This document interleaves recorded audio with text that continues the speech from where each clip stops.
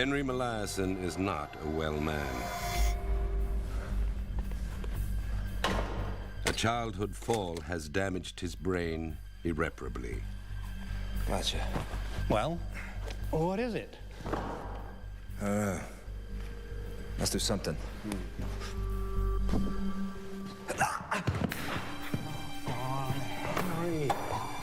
The accident has left him with severe epilepsy. Mike! Henry, come on, boy, don't do this. By his late 20s, he's having over 10 fits a day. Henry, come on. He can't live alone, can't drive. The fits can take him at any time. Mike, where are you? The normal electrical activity of the brain occurs in regular patterns like this. But during a seizure, abnormal rhythms are established that wash across the brain using the brain's own communication lines. The net result is that the brain loses control of the body, and it can result in tonic-clonic seizures, short-term memory loss, and in some circumstances, even death. Dr. William Beecher Scoville is an authority on brain disorders, but Henry Molaison has him stumped. He's tried every known epileptic drug, but nothing works. Henry. Brain science today is in its infancy, but in the 1950s, it had barely reached conception. There was a rough idea of what areas of the brain were responsible for which processes, but the ways they interacted or worked together weren't really known. In fact, most of what was known was only known because of people who had survived brain injuries. And so everything new that was attempted was a step in the dark. Scoville is a charismatic, high-octane risk-taker. To help Molaison, he got a new and radical idea. It's ruining my life, Doc. I'd like to try something, Henry. Usually, when a brain short circuits like yours, we take out half a region called the hippocampus. Only your case is so severe, I'd like to take out the whole thing. Now, it's never been done before, but I've got a hunch it'll work. It's thought that some epileptic seizures may be caused by an excess of the neurotransmitter glutamate in the brain. Now, when there's too much glutamate, an excess of calcium is released, and inside the brain, that can be very dangerous. Now, the hippocampus generates glutamate, and so removing it should decrease calcium levels and decrease the frequency of seizures. I don't know, Doc. Sounds kind of risky. Life is risk, Henry. And to be honest, with the life you have... Bob.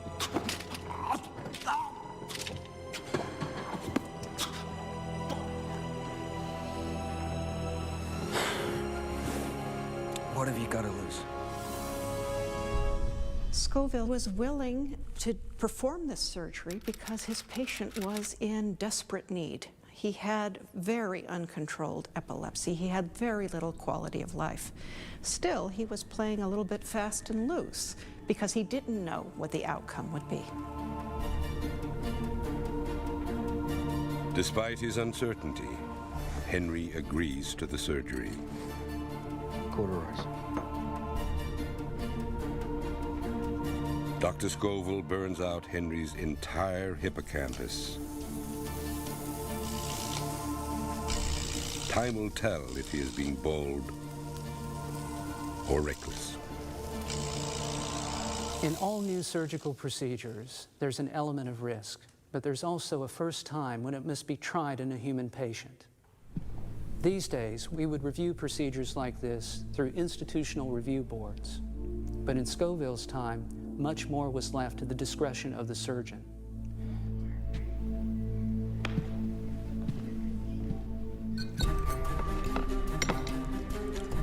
After a few days, the signs are good. Morning, Henry. Hey, not a single fit, Doc. Tremendous. Nothing for days now. Henry, this is Dr. Brenda Milner. She'll be doing some tests with you today. It's a pleasure to meet you, man. Oh, and you're working with the best, you know? Doc Scoville is an ace. Enjoy your breakfast, Henry. Henry's epilepsy seems to be cured. So what's the problem? Just wait.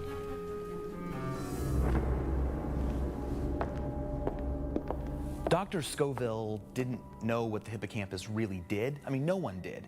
The operation was pure trial and error. What he did know was that less hippocampus meant fewer seizures. Warning. Hey, steady as a Chevy, Doc. That's great. Hi, I'm Henry. Pleasure to meet you, ma'am. See what I mean? Henry's operation has done more than affect his epilepsy.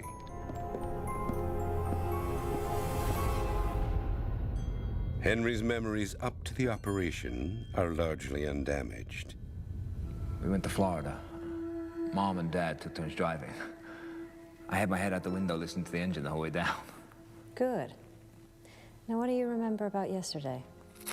Well, now I think about it, not a lot. But he cannot create new memories at all. How about this morning?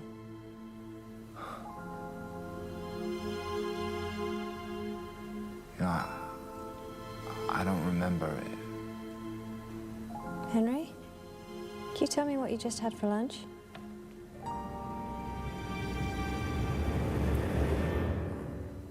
Henry Molaison is a tragic victim and a scientific miracle.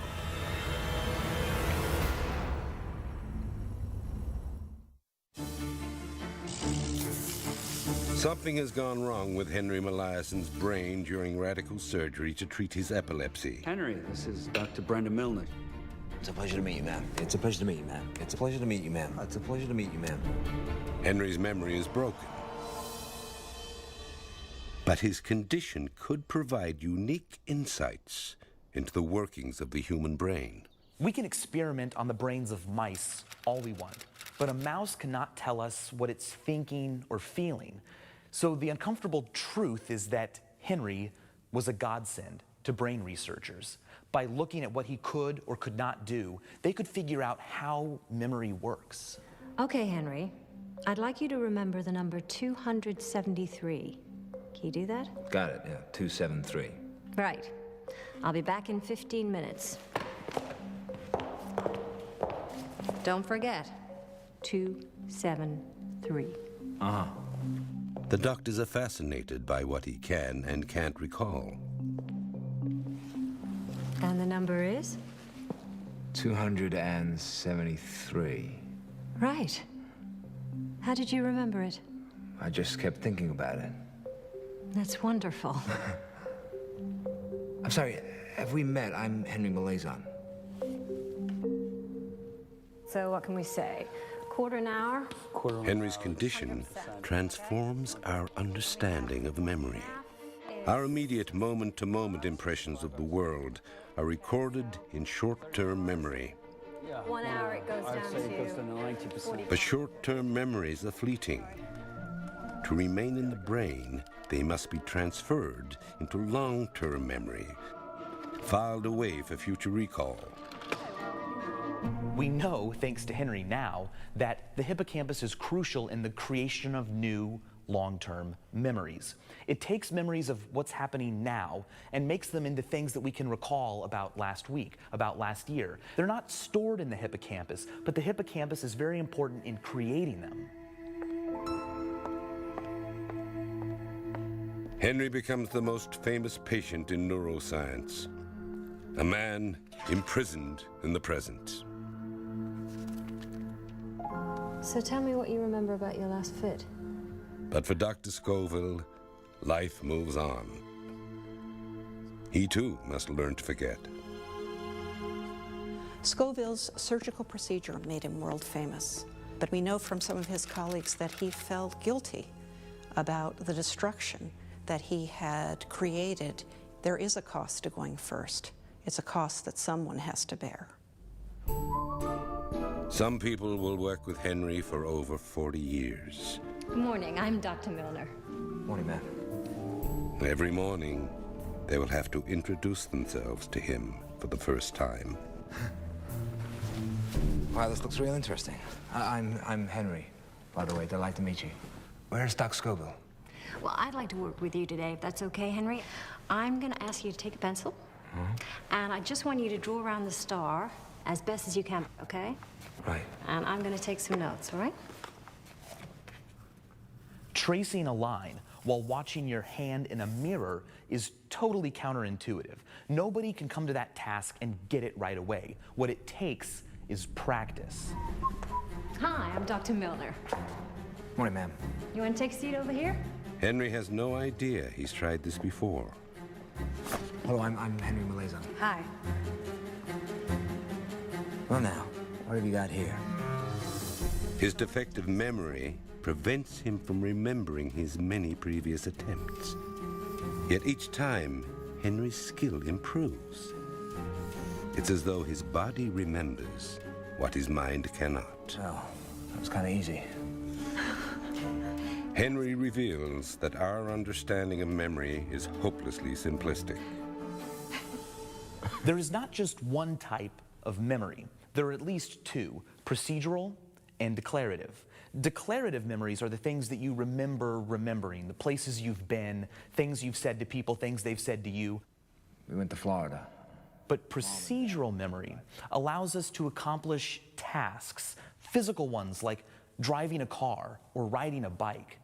Now, you can drive in a car and have a conversation with somebody, and when you reach your destination, you will remember the conversation. That's declarative memory. But you won't remember all of the thinking it took to operate the vehicle and successfully get to your destination, which is procedural memory. Hello, I'm Henry. Hi, Henry. Once he has learned a new skill, even years later, Henry never forgets it. Well, now, what do you got here? You could say that Henry's bad luck was our good luck. Through Henry, we learned about things like declarative and procedural memory, and we learned their importance in the fight against diseases like dementia and Alzheimer's disease. If you'd ever met Henry, he wouldn't remember you, but we'll never forget Henry's contribution to science. Gotcha. But every day, Henry wakes up pretty much the same 27-year-old man who had radical surgery. Hello, Dr. Scoville. Hey, Doc, you in there? He remembers his 27th birthday, This place has really changed. but not his 50th, How do you do it so fast? or even his 70th. So what's this? The truth has to be hidden from him.